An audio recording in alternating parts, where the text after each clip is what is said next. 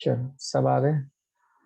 Okay, good evening to all. और आपको पिछली क्लास में जो चैप्टर हमने खत्म कर ही लिया था, और आज जैसे मैंने पता किया तो आपका बैलेंस ऑफ पेमेंट्स आना है यूटी में, ठीक है ना। तो बाकी सबको भी कराना है मुझे। तो मेरे पास दूसरे ग्रुप के 3 बच्चे भी हैं आपके साथ, तो आप 5 स्टूडेंट्स हो इस वक्त मेरे पास। तो आपका जो चैप्टर है हमारा मैक्रो इकोनॉमिक्स के अंदर, जो हम आज पढ़ने जा रहे हैं, वो बैलेंस ऑफ पेमेंट्स,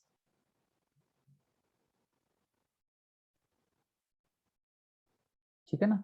अब ये बैलेंस ऑफ पेमेंट्स का चैप्टर जो है काफी इंपॉर्टेंट भी है, इंटरेस्टिंग भी है। इसमें कई चीजें आपको पता लगेंगी जो हमारी पूरी इंडियन इकोनॉमी में काम आती हैं। हमारे पूरे इंडिया के एक्सपोर्ट इंपोर्ट के मामले में जो भी चीजें काम आती हैं, सारी काफी चीजें काम आ जाएंगी आपके, और नॉलेज हो जाएगी। तो बैलेंस ऑफ पेमेंट्स है क्या, पहले ही बात करते हैं इसके अंदर। देखो, हमारे देश से बाहर हम कोई भी ट्रांजेक्शन करें, या बाहर से कोई ट्रांजेक्शन देश के अंदर आए, चाहे वो 1 रुपए की हो, या 1 लाख की हो, या 100 करोड़ की हो, कोई भी फिगर हो, हर छोटी से छोटी बड़ी से बड़ी ट्रांजेक्शन की एक स्टेटमेंट बनाई जाती है। मतलब हर एक चीज का रिकॉर्ड रखा जाता है, देश से बाहर क्या जा रहा है, देश के बाहर से इंडिया में क्या आ रहा है। यानी हमारा और पूरी फॉरेन कंट्रीज का आपस में क्या ट्रांजेक्शन हुई हैं, इकोनॉमिक ट्रांजेक्शन हुई हैं। क्योंकि जो चीज रुपीज में कन्वर्ट नहीं हो सकी वो तो आ ही नहीं पाएगी, लेकिन जो भी चीज रुपीज में कन्वर्ट हो रही है वो सब चीजें हम अपने एक रिकॉर्ड में रिकॉर्ड रखते हैं। हमारे इंडिया का पूरे फॉरेन कंट्रीज के साथ, पूरे वर्ल्ड के साथ जो ट्रांजेक्शन हुई हैं, उस पूरी एक रिकॉर्डिंग स्टेटमेंट को हम बोलते हैं बैलेंस ऑफ पेमेंट्स।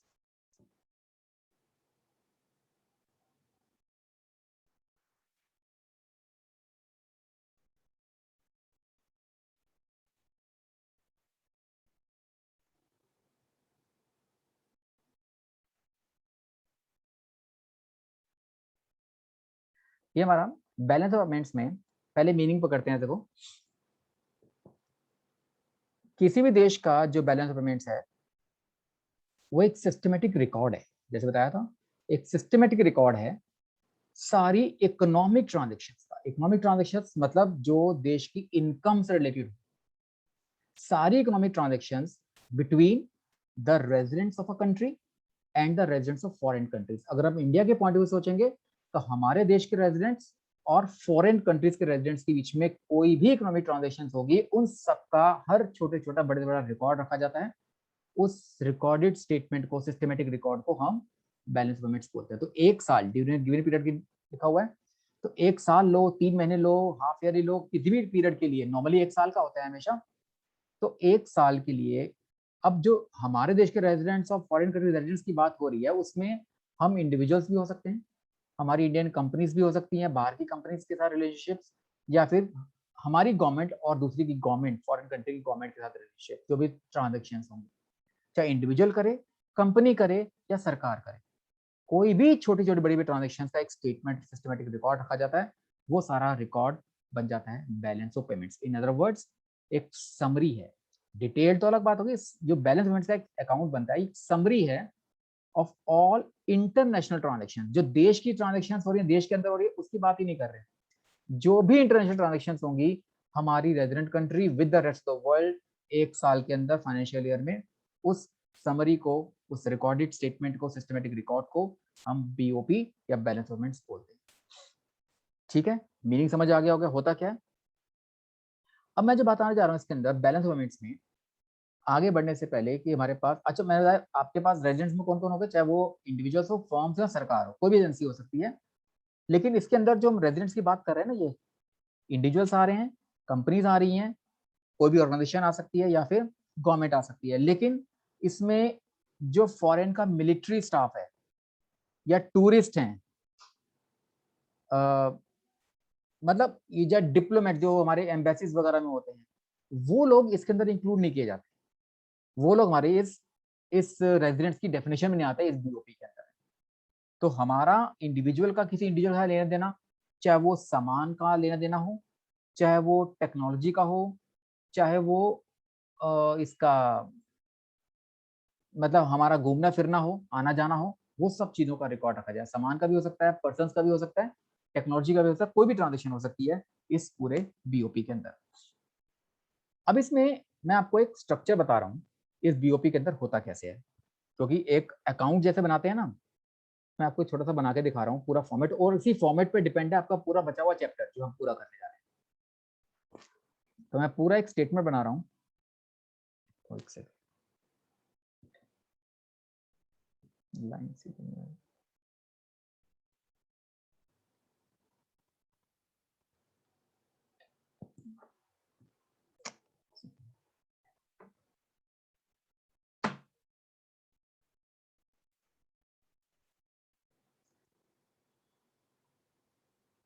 ये आपका, जैसे हम अकाउंट्स में जो अकाउंट्स पढ़ रहे हैं उनको तो पता है एक लेजर अकाउंट कैसे बनता है, ठीक है। एक लेजर अकाउंट की तरह, मतलब एक बैलेंस शीट की तरह बना लो। बैलेंस शीट में आपकी दो साइड होती है ना, जैसे ये उस तरीके से आपका बन जाता है पूरा फॉर्मेट। अब इस बैलेंस ऑफ पेमेंट्स के अंदर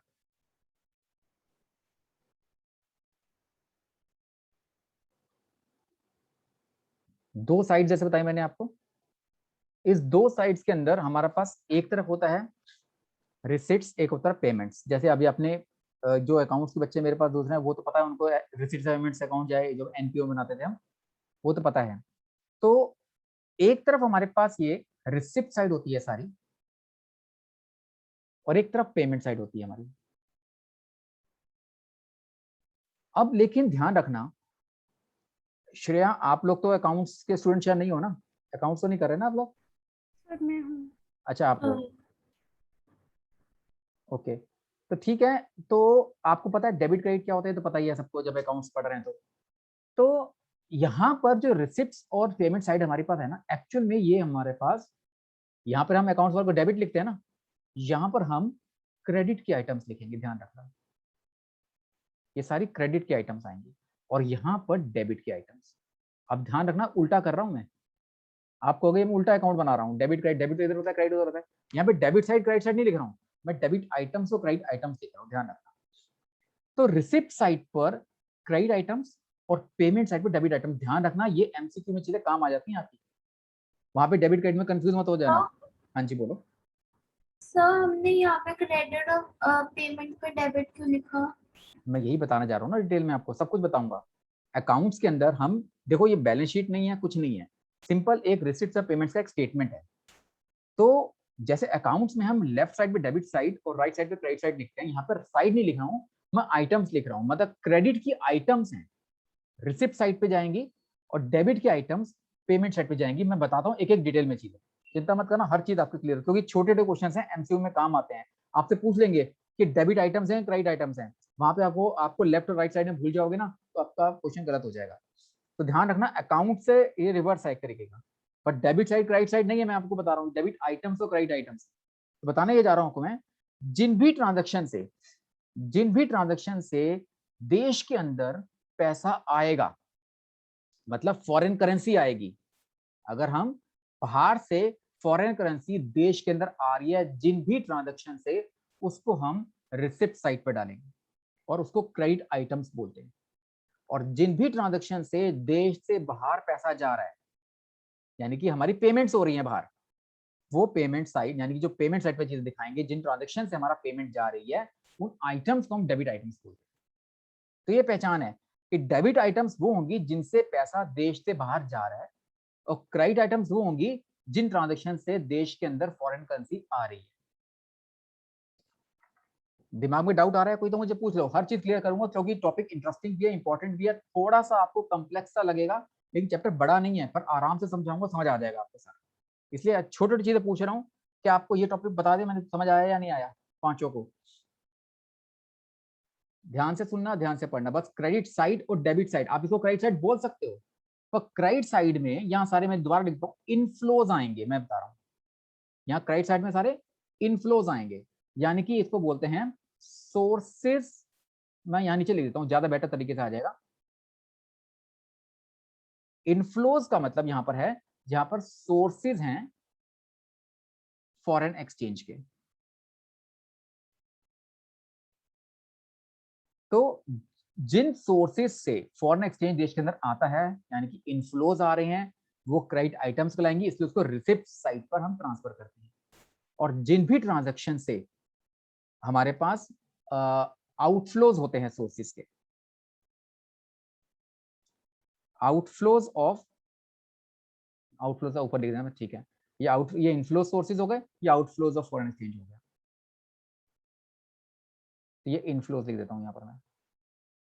समझ आ गया? इनफ्लोज मतलब क्रेडिट आइटम से जो पैसा मिलेगा, और पेमेंट्स में आउटफ्लोज आती है डेबिट आइटम्स में। ये तो आपको ध्यान रखना है, जिन भी ट्रांजेक्शन से देश के अंदर फॉरेन करेंसी आ रही है वो हमारे रिसिप्ट साइड पर या क्रेडिट आइटम्स कहलाती हैं, वो इनफ्लोज कहलाएंगी, और जिन ट्रांजेक्शन से देश से बाहर फॉरेन करने जा रही है वो आउटफ्लोज कहलाएंगी, और वो डेबिट आइटम्स कहलाती है, पेमेंट साइड पर आती है।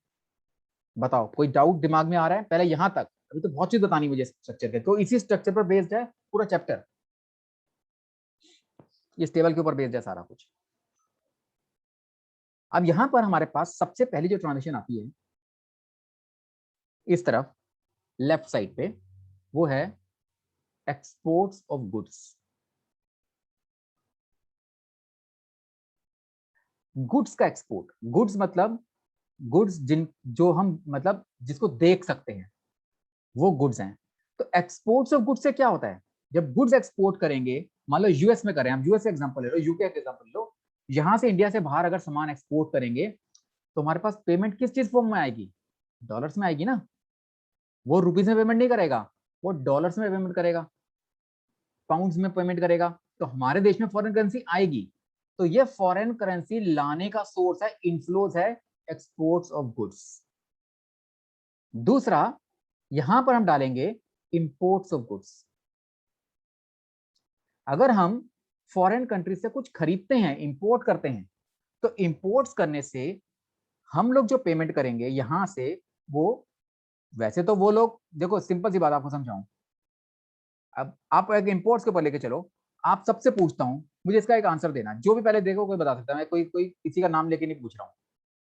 जब हम इंपोर्ट्स करते हैं तो हम पेमेंट किस फॉर्म में करेंगे? मैं अमेरिका से सामान खरीदता हूं तो पेमेंट किस चीज में करूंगा, कोई बताओ? डॉलर्स।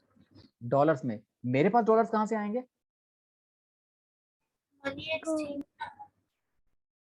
बताओ श्रेया, कोई बात नहीं, आप बताओ श्रेया के, आप बताओ पहले। सब मनी एक्सचेंज से आ जाएंगे। हाँ, अब इसमें ना थोड़ी सी बात क्लियर करने वाली बात यह है, मैं आपकी बात बिल्कुल नहीं मना कर रहा हूँ, बिल्कुल ठीक कह रहे हो, हमें अपने रुपीस कन्वर्ट करवाने पड़े, सिंपल सी बात यही बात है ना। हमें मनी एक्सचेंज से कहीं से भी हमें अपना रुपीस कन्वर्ट कराने, क्योंकि यूएस जो है, यूएस का कोई बिजनेसमैन है, वो अपना सामान मुझे बेचेगा तो वो मुझसे रुपीस क्यों लेगा? उसके वहां तो डॉलर्स चलेंगे ना, तो वो हमसे रुपीस नहीं लेगा। पर मेरे पास अगर रुपीस नहीं है तो अपने रुपीस बैंक से मैं कन्वर्ट डॉलर्स में कराऊंगा और डॉलर्स पेमेंट उसको करूंगा, ठीक है। तो अब एक तरीके से मैं, मतलब अगर मान लो एक और एक्सट्रीम स्टेप लेके चलो, मान लो हमारे देश के अंदर ही फॉरेन करेंसी ना हो, डॉलर्स है ही नहीं, तो वो कन्वर्ट कैसे करेंगे? अगर मैं एक एक्सट्रीम स्टेप लेके चल रहा हूं, मैं मान लो मुझे तो अपने रुपीस कन्वर्ट करवाने हैं डॉलर्स में, लेकिन देश में डॉलर्स ना हो तो, या जिस कंट्री में उसका सामान इंपोर्ट कर रहा हूँ वो उस देश की करेंसी हमारे देश में ना हो, कोई भी देश, जापान है, चाइना है, टर्की है, पता नहीं इतने अलग अलग देश की करेंसी चलती हैं, उस देश से अगर इंपोर्ट करूंगा, उस देश की करेंसी देश में ना हो तो मैं कन्वर्ट कैसे करूंगा? तो हमारी आरबीआई क्या करेगी, आरबीआई उस देश से, ध्यान से सुनना, आरबीआई उस देश से वो करेंसी खरीदेगी अपने रुपीस देकर, हमारे इंडियन रुपीस उनको देंगे और वहां से डॉलर्स खरीदे, या वो करेंसी या डॉलर्स खरीदेंगे और फिर वो मुझे दिए जाएंगे और मैं पेमेंट करूंगा उस देश में उस बिजनेसमैन को।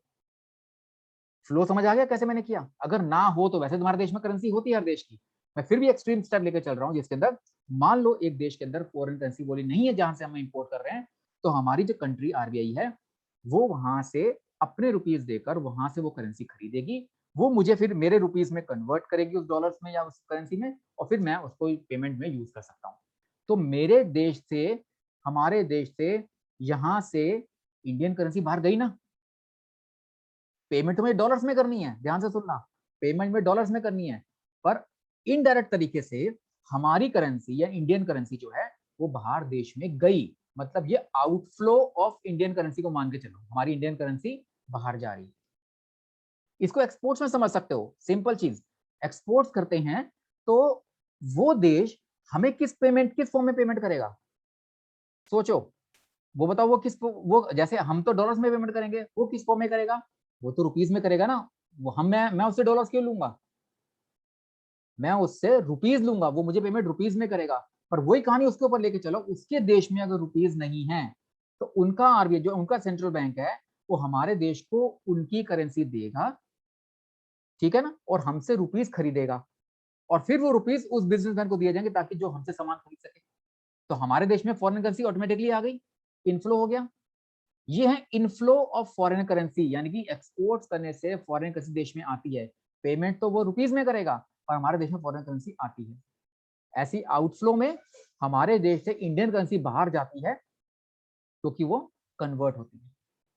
बताओ यहां तक पॉइंट समझ आया मेरा? क्या बोला मैंने, किस तरीके से कन्वर्जन का पॉइंट समझाया? और चीजें बहुत इंटरेस्टिंग बताऊंगा इस चैप्टर में भी। आपको समझ आया किस तरह से इनफ्लो आउटफ्लो होता है? क्यों इस एक्सपोर्ट्स को हम क्रेडिट आइटम बोलते हैं?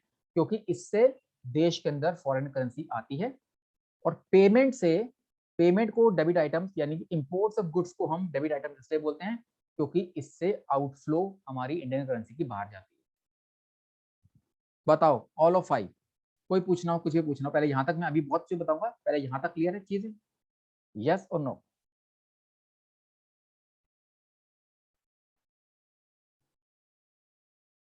कोई भी डाउट होगा बीच में जब मर्जी पूछ लेना। कभी भी लगता है पढ़ाते पढ़ाते लगता है कि हाँ इसको दोबारा क्लियर करें, दोबारा बता दूंगा। इसको आगे बढ़ा रहा हूँ। एक्सपोर्ट्स ऑफ गुड्स को हम विजिबल आइटम्स बोलेंगे, ध्यान रखना। क्या बोलेंगे? Visible items. इसको भी और इसको भी विजिबल आइटम्स इसलिए बोलते हैं क्योंकि गुड्स ऐसी चीज है जिसको हम देख सकते हैं। सारे फिजिकल गुड्स जिसको हम एक्सपोर्ट करते हैं, सारे फिजिकल गुड्स जिसको हम एक्सपोर्ट इंपोर्ट करते हैं, वो विजिबल आइटम्स कहलाती हैं क्योंकि किसी मटेरियल से बनी हुई है। गुड्स किसी ना किसी मैटर से, मटेरियल से बनी हुई है, जिनको हम देख सकते हैं, जिसको हम छू सकते हैं, जिसको हम वेरीफाई कर सकते हैं फ्रॉम द कस्टम ऑफिशियल्स कि इतना सामान गया, इतना सामान गया, इतने रुपए का गया, इतना रुपए का गया। इसलिए इनकी मूवमेंट जो होती है वो विजिबल होती है, दिखाई देती है, इसलिए विजिबल आइटम इनको बोलते हैं। दूसरी आइटम जो हमारे पास इसमें आती है वो है एक्सपोर्ट ऑफ सर्विसेज। वो गुड्स थे, ये सर्विस हैं। सीमित तरीके से इंपोर्ट्स ऑफ सर्विसेज। अगर हम सर्विसेज एक्सपोर्ट करेंगे तो बाहर से फॉरेन किसी देश के अंदर आएगी, और अगर हम सर्विसेज बाहर से इंपोर्ट करते हैं, गुड्स नहीं कर रहे, सर्विसेज कर रहे हैं, बाहर से सर्विसेज लेते हैं, तो हम देश से बाहर हमारी इंडियन करेंसी बाहर जाएगी। अब क्योंकि सर्विसेज ऐसी चीजें हैं जिसको हम देख नहीं सकते, इसलिए इसको हम इनविजिबल आइटम्स बोलते हैं।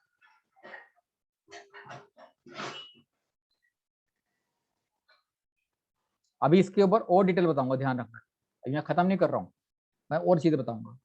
विजिबल आइटम्स हमारे गुड्स हो गए, और इनविजिबल आइटम सर्विसेज हो गए।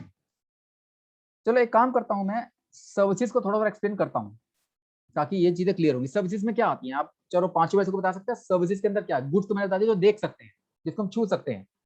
सर्विसेज कौन सी चीजें हैं जिसको एक्सपोर्ट इंपोर्ट कर रहे हैं जो देख नहीं पाते हैं? बताओ, कोई भी बताओ। श्रेया ए, श्रेया के, आयुषी, केशव, चारू, कोई भी बताओ। दिमाग में कोई पॉइंट, मुझे पता है शायद थोड़ा सा टॉपिक मुश्किल लगेगा जरूर, लेकिन इतना भी नहीं है जो आप आम भाषा में समझा सको। चैप्टर को छोड़ के बताओ, वैसे ही बताओ सर्विसेज क्या होती है जिसको हम यहाँ पे डाल सकते हैं। कोई भी बताओ क्या कह रहे हो? टेक्नोलॉजी। टेक्नोलॉजी। और कोई?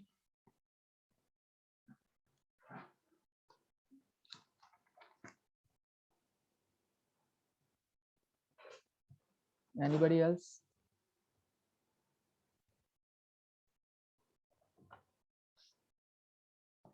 मैं यहाँ पे एक चीज बता रहा हूँ, इसी को सर्विसेज को थोड़ा और एक्सप्लेन करता हूँ, इसी आइटम को, सेकंड वाले आइटम को, क्योंकि ये चीजें काम आएंगी बहुत। हर चीज जो लिख रहा हूँ हर चीज काम आएगी।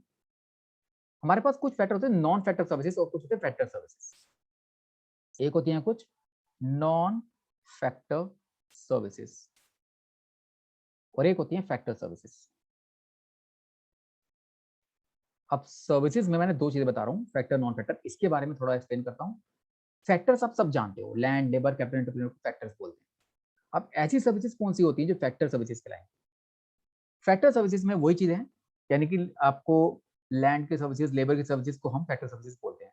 लेकिन नॉन फैक्टर सर्विसेज में हमारे पास आती हैं जैसे कि बैंकिंग सर्विसेज, ठीक है, ट्रांसपोर्ट, शिपिंग, आपने टेक्नोलॉजी का नाम दिया, मैं इसको सॉफ्टवेयर बोल देता हूँ, सॉफ्टवेयर सर्विसेज। टेक्नोलॉजी का बोला, कोई गलत नहीं बोला, सॉफ्टवेयर टेक्नोलॉजी एक ही चीज होगी। तो banking, transport, shipping, software, insurance, ये ऐसी सर्विसेज हैं जो हम देख नहीं सकते। आपको एग्जांपल से समझाता हूँ, इसको देखने का क्या मतलब है, देखना ना देखने का। अभी आप इंपोर्ट एक्सपोर्ट को छोड़ो, इंडिया के एक लोकल पॉइंट ऑफ सोचो, यहां से मैं कोई सामान भेजता हूँ किसी को दिल्ली से बाहर, मान लो जयपुर में, और वहां यहां से मेरा सामान गया, या चलो सामान मेरा नहीं गया, मैं एक ट्रांसपोर्टर हूँ, मेरे पास ट्रक है, मैंने ट्रक से सामान भेजा, मतलब किसी पार्टी ने मेरे ट्रक से सामान भेजा जयपुर में। अब जो वो पेमेंट करेगा मुझे, वो किस चीज की पेमेंट करेगा, सामान की? नहीं, वो सामान तो देख रहा है, पर सामान की पेमेंट तो गई जिसने सामान भेजा उसके पास गई। मुझे जो पेमेंट दे रहा है वो मेरे ट्रक की दे रहा है, मेरे ट्रांसपोर्ट की दे रहा है, और ट्रांसपोर्ट भी देख पा रहा है, पर वो ट्रांसपोर्ट मुझे ट्रक के पैसे नहीं दे रहा, वो ट्रक की सर्विसेज के पैसे दे रहा है। ट्रक तो पता नहीं कितने लाखों का आएगा, वो तो मुझे 1000 2000 दे रहा है। इसका मतलब उस सर्विसेज, उस ट्रक की सर्विसेज के पैसे दे रहा है, जो सर्विसेज कोई देख नहीं पा रहा। ऐसी बैंकिंग सर्विसेज हैं, transport services, shipping services, software, ship के थ्रू सामान जाएगा तो शिप के पैसे कोई नहीं दे रहा, शिप की सर्विस के पैसे दे रहा है। सॉफ्टवेयर सर्विसेज, इंश्योरेंस सर्विसेज, ये सब ऐसे प्रोडक्ट्स हैं जो देखे नहीं जाते, तो ये नॉन फैक्टर सर्विसेज में आते हैं। और ये non factor services invisible items कहलाती हैं सारी हमारी। इनका अगर हम एक्सपोर्ट करते हैं, यानी कि बाहर की कंट्री हमसे ये सर्विसेज लेती है, तो वहां से फॉरेन करेंसी देश के अंदर आएगी, और यही सर्विसेज अगर हम फॉरेन कंट्री से लेते हैं तो हमारी इंडियन करेंसी देश से बाहर जाएगी। तो चाहे वो हमारे रेजिडेंट्स करें, चाहे कोई भी हमारी कंपनी करे या गवर्नमेंट करे, कोई भी सर्विसेज लेने देने का काम करेगा, तो अगर सर्विसेज एक्सपोर्ट होंगी तो क्रेडिट आइटम्स कहलाएंगी, और सर्विसेज इंपोर्ट होंगी तो डेबिट आइटम्स कहलाएंगी, क्योंकि इनसे पेमेंट होनी है और इनसे रिसिप्ट होनी है। ठीक है, इससे फॉरेन करेंसी आएगी, इनफ्लोज हैं, और इससे हमारी इंपोर्ट से आउटफ्लो होगा, फॉरेन करेंसी देश से बाहर। तो इसलिए हम क्रेडिट आइटम्स और डेबिट आइटम्स को ऐसे बोलते हैं। ठीक। थर्ड थर्ड जो है वो है यूनिलेटरल ट्रांसफर्स। यूनिलेटरल ट्रांसफर, और साथ में रिसिप्ट लिख देता हूं मैं क्योंकि रिसिप्ट का कॉलम है।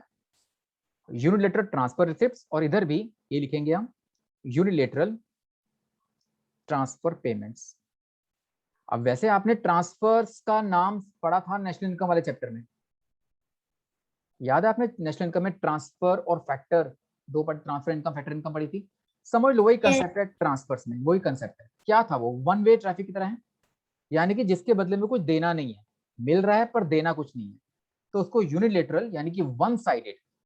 इसको एक और वर्ड लिखते हैं हम, अनरेक्विटेड। मैं यहाँ पे आगे लिख देता हूँ थोड़ा सा और आगे। फैक्टर सर्विसेज आपको समझ आएगी, लैंड लेबर कैपिटल की सर्विसेज होती है वो फैक्टर सर्विसेज, लेकिन मेनली हमने नॉन फैक्टर सर्विसेज के बारे में पढ़ना था इसके अंदर। ये मैं यूनिलेटरल ट्रांसफर की बात कर रहा हूँ, चाहे वो रिसिप्ट हो या पेमेंट्स हो, उसको अनरेक्विटेड ट्रांसफर्स भी बोलते हैं। तो ये एमसीक्यू में चीजें काम आ जाती हैं। इसका दूसरा नाम क्या है? अनरेक्विटेड। तो यूनिलेटरल या अनरेक्विटेड ट्रांसफर्स में रिसिप्ट हो या पेमेंट्स हो, ये पैसा आएगा तो रिसिप्ट साइड पर और जाएगा तो पेमेंट साइड पर। अब इसमें होते क्या है, वहां जो आपने पढ़ा था वो चीजें यहां पर भी हैं। जैसे कि कोई भी गिफ्ट्स आते हैं, डोनेशंस होती हैं, वहां तो हमने पढ़ी थी जब पॉकेट मनी पढ़ी थी। यहाँ तो आप देश की बात करें तो पॉकेट मनी तो कुछ लिखेंगे नहीं यहाँ पर हम, पर ऐसी चीज जो मिल तो रही है उसके बदले में कुछ देना नहीं है, कोई हमें गिफ्ट देता है, डोनेशंस आती हैं। ठीक है, डोनेशंस आएंगी या जाएंगी, कुछ भी हो सकती हैं। और इसी तरीके से ग्रांट्स होती हैं, गिफ्ट्स, डोनेशंस, ग्रांट। और एक वर्ड होता है इसमें, क्या था वो वर्ड हमारा, इंडेमनिटी होता है एक। ये कुछ ऐसे वर्ड्स हैं। अब गिफ्ट्स पता है आपको, सब नाम पता है, गिफ्ट्स होते हैं यानी कि किसी ने दिया उसके बदले मुझे कुछ देना नहीं है, गारंटीड तो नहीं, दे सकते हैं पर जरूरी नहीं कि देना ही है वापस हमें कुछ। डोनेशंस मिलती हैं, ग्रांट मिलती है, और कई बार तो मदद मिलती है। इसको मदद को फॉर्म में डोनेशंस का नाम लिख दो, कुछ भी लिख दो, जैसे कि भूकंप के टाइम पर या earthquake के टाइम पर, या ये सॉरी फ्लड्स के टाइम पर कभी कोई कंट्री हमें मदद कर देती है, तो उसके बदले में कोई देना नहीं होता। ऐसी इंडेमनिटीज क्या होती हैं? इंडेमनिटीज यहाँ पर होती हैं जैसे अगर कोई देश, दो देशों के बीच में कोई युद्ध हुआ, लड़ाई हुई, तो उसमें क्या होता है, एक कंपेंसेशन होता है जो एक कंट्री दूसरी कंट्री को देती है। तो वो कंपेंसेशन की फॉर्म में जो पैसा दिया जाता है उसको इंडेमनिटी का नाम देंगे यहाँ पर। वार इंडेमनिटीज बोलते हैं इसको एक्चुअली। ठीक है, तो ये हमारे पास 3 ट्रांजेक्शन हो गए। इनसे अगर पैसा आएगा यूनिट ट्रांसफर से तो हमारा रिसिप्ट साइड पर आ जाएगा, और अगर यहां से यही ट्रांसफर्स जाएंगी तो वो पेमेंट साइड पर आ जाएगा, आउटफ्लो हो जाएगा। क्योंकि जहां से अगर ट्रांसफर्स करेंगे तो फॉरेन इंडियन करेंसी बाहर जाएगी, और अगर बाहर से मदद आएगी या ट्रांसफर्स कोई भी आएंगे तो वो इनफ्लोज में आ जाएंगे, देश के अंदर फॉरेन करेंसी आएगी। समझ आ रहा है? कोई भी टॉपिक बीच में से अगर फंस रहा हो, दिमाग में अगर ना गुजरा हो तो मुझे बता देना, तो और दोबारा क्लियर कर दूंगा। ये 3 ट्रांजेक्शन होगी। आपने को इंडेमनिटीज से समझ आया? क्या दोबारा बताओ, क्या कह रहे हो? इंडेमनिटीज में तो नहीं समझ आया। वार इंडेमनिटीज मैंने आपको बताया कि अगर एक कंट्री और दो कंट्री मतलब आपस में युद्ध हुआ, तो उस युद्ध की वजह से अगर नॉर्मली क्या होता है, एक कंट्री दूसरी कंट्री को कंपेंसेट करती है। नॉर्मली ऐसा होता है कि हारने वाली कंट्री जीतने वाली कंट्री को कंपेंसेट करती है, तो वार इंडेमनिटीज होती है। तो उसके बदले में कुछ मिलता नहीं है, वो देना ही देना है। तो वो वन वे ट्रांसफर ही है वो। ओके। ये 3 ट्रांजेक्शन के बाद हमारे पास एक और है, 4th ट्रांजेक्शन, वो है कैपिटल रिसिप्ट्स और कैपिटल पेमेंट्स।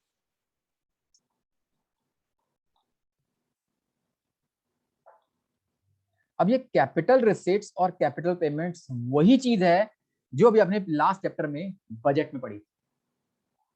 बजट याद है ना अभी आपको, ये तो रिसेंटली पढ़ा है। कैपिटल रिसिप्ट्स और कैपिटल एक्सपेंडिचर जो हमने पढ़ा था, एक रिवेन्यू और कैपिटल, 2 चीजें पढ़ी थी हमने। बस वही कैपिटल रिसिप्ट्स और कैपिटल पेमेंट्स हमारे यहाँ पर आए। उसमें एक बार दोबारा लिख देता हूँ यहाँ पर मैं, जो कैपिटल ट्रांजेक्शन है हमारे पास, उस कैपिटल ट्रांजेक्शन्स में कुछ रिसिप्ट साइड पर हैं और कुछ पेमेंट साइड पर हैं। अब आपको याद है कैपिटल ट्रांजेक्शन कौन सी होती थी? जिनसे एसेट्स और लायबिलिटीज पर असर पड़ता था। बजट का चैप्टर याद होगा आपको। रिसिप्ट से क्या होता था? कैपिटल रिसिप्ट कौन सी होती थी? जिसमें या तो एसेट्स कम होते थे या लायबिलिटीज बढ़ती थी, और कैपिटल एक्सपेंडिचर के अंदर या एसेट्स बढ़ते थे या लायबिलिटीज कम होती थी। ये टॉपिक पढ़ाया था मैंने आपको। तो अब इसके अंदर वही चीजें मैं दोबारा लिख रहा हूं। लोन्स होते थे, अगर हम बोरोइंग्स कर रहे हैं यानी लोन ले रहे हैं, बोरोइंग्स टेकन, तो वो रिसिप्ट्स में आ गया, क्योंकि इससे लायबिलिटी बढ़ रही है। लोन तो आ रहा है पर वो लायबिलिटी बढ़ रही है गवर्नमेंट की। और अगर जो लोन लिए हैं वो वापस कर देते हैं, उसको रीपेमेंट ऑफ लोन बोलते हैं। और रीपेमेंट ऑफ लोन से क्या होता है? एसेट्स कम हो जाते हैं, सॉरी लायबिलिटी कम हो जाती है। इसे लायबिलिटी बढ़ गई, इसे लायबिलिटी कम हो गई। इसी तरीके से जब लोन किसी को दिए, लोन्स अगर हम किसी को देते हैं तो वो हमारी एसेट्स को बढ़ाती हैं। तो पेमेंट साइड देखो, ये भी आपकी पेमेंट है, ये भी पेमेंट है। अगर मैं लोन वापसी करूंगा तो इंडियन रुपीज में करूंगा, लोन किसी को दूंगा तब भी इंडियन रुपीज में करूंगा। लेकिन जब बोरोइंग करेंगे तो बाहर से फॉरेन करेंसी आएगी। ठीक, और यही लोन जो हमने किसी को दिए हैं वो वापस आ जाते हैं, तो रिकवरी ऑफ लोन वो इसमें आ जाएगा। तो कैपिटल रिसिट्स में बोरोइंग्स ली, लायबिलिटी बढ़ गई, रिकवरी ऑफ लोन से एसेट्स कम हो गए, और पेमेंट साइड पर रीपेमेंट ऑफ लोन, लायबिलिटी कम हो गई और लोन्स गिवन से एसेट्स बढ़ गए। तो ये हमारे पास डेफिनेशन थी। साथ साथ हमारे पास एसेट्स का भी था। तो एसेट्स अगर हम परचेज करते हैं, मतलब मैं आपको बताऊंगा, इसमें इन्वेस्टमेंट कर रहे हैं हम, एसेट्स क्या करिए फॉरेन कंट्री में। मान लो हम फॉरेन कंट्रीज में कोई कंपनी खरीद लेते हैं, कोई जमीन खरीद लेते हैं या कोई घर खरीद लेते हैं, तो वो किस साइड पे जाएगा? इस साइड या इस साइड? So अगर payment.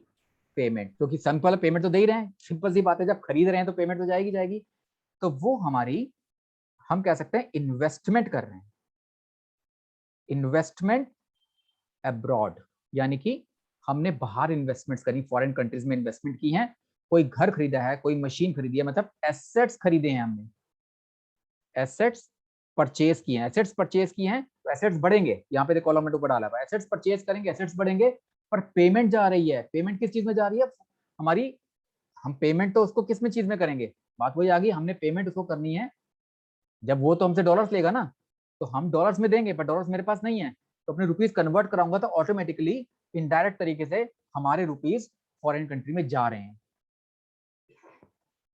ठीक है, तो ये आपका पेमेंट साइड पर आ गया।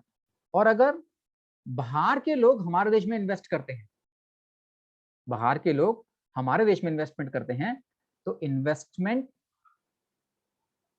बाय फॉरेन कंट्रीज या फॉरेनर्स हमारे इंडिया के अंदर, अगर इंडिया में इन्वेस्टमेंट करते हैं वो लोग, तो हम एक तरीके से उनको बेच रहे हैं अपने एसेट्स, तो हमारे देश के एसेट्स खत्म होंगे, हमारी जमीन, हमारी कंपनी, कुछ बिल्डिंग है हमारे, हम बेच रहे हैं ना एक तरीके से, तभी तो उन लोगों ने इन्वेस्टमेंट किया हमारे देश के अंदर, तो वो लोग हमारे देश में इन्वेस्टमेंट करेंगे तो हमारे देश के एसेट्स कम होंगे, ये बात होगी रिसिप्ट्स की कैटेगरी की डेफिनेशन के हिसाब से, और इससे हमारे देश में फॉरेन करेंसी आएगी, तो जिन भी ट्रांजेक्शन से फॉरेन करेंसी आ रही है वो कैपिटल रिसिप्ट्स, और जिन ट्रांजेक्शन से हमारी इंडियन करेंसी बाहर जा रही है वो पेमेंट साइड पर यहाँ पर आ जाएगा।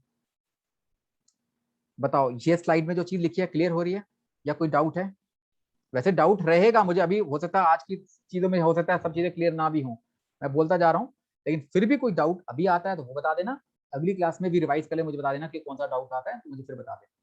ये चैप्टर इसलिए बहुत आराम आराम से पढ़ा रहा हूँ, क्योंकि थोड़ा आपके एक पॉवर्टी या उसकी तरह के सिंपल टर्म्स नहीं है कि पढ़ते जाओ पढ़ते जाओ, तो बहुत ही कॉम्प्लेक्स टर्म्स हैं, इन टर्म्स को ध्यान रखना पड़ेगा सारा। ओके, यही छोटी छोटी चीजें हैं, आपको जो पूरा स्ट्रक्चर लिख दे रहा हूँ ना, ये छोटे छोटे क्वेश्चन से एमसीक्यू बनने वाले हैं सारे आपके, पूरा स्ट्रक्चर जो बना के दिया ना, ये पूरा आपका पूरे चैप्टर का एक बेस है, ध्यान रखना, अभी आगे जो चीजें पढ़ेंगे सब इसी पर बेस है सारा कुछ, हर चीज हर आइटम, ठीक है। ये चार मैंने आपको, चार रिसिप्ट साइड पर और चार पेमेंट साइड पर मैंने आपको ये बताया, एक से। अब इससे टोटल करते हैं हम इसका, देखो ये जो हमारा बैलेंस पेमेंट्स है ना, इसका हम टोटल करेंगे, और ये टोटल जो है ना, ये आपका बैलेंस शीट की तरह मैच करेगा, चारों चार आइटम्स डेबिट साइड पर, रिसिप्ट साइड पर, और चार आइटम पेमेंट साइड पर जो आएंगी, टोटल हमारे पास दोनों तरफ बराबर आएगा। तो पहले तो आपको ये बता दिया मैंने, आपको चार चार ट्रांजेक्शन आपको समझ आ गई होंगी कि क्या क्या इसके अंदर आती हैं, चार इस तरफ चार उस तरफ।